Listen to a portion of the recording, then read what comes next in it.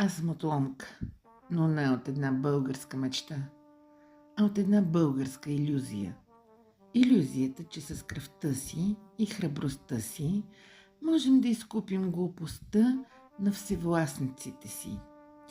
200 000 мъже оставиха костите си, за да сбъднат илюзиите им. Но тук на Балканите не си сбъдваме мечтите, ами си ги давим.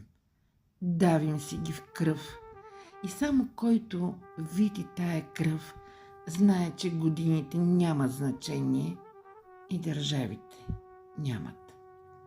Човеците са важни. Когато легнеш у окопа, всички на едно ги ядат въшките. И сърбите, и българите, и шиптарите, и турците, и евреите. Нема Рамазан, нема Шабат. За въшките все е Курбан Байрам. Тук ще рече, че кръвта е една и съща. Не е важно на кой се Бог кланяш. Моят Бог не е нито Аллах, нито Христос. Моят Бог се казва Йована. Йована, дето душата ми разпъна. Тя ми е разпятие и покаяние и Бог. Само тя ми остана.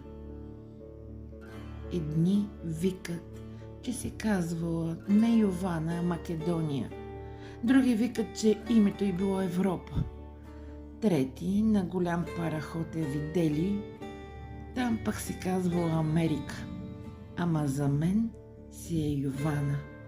Вечер, когато седна край огъня, все на нея и говоря. Е така и думам. Ех, Йовано, Йованки.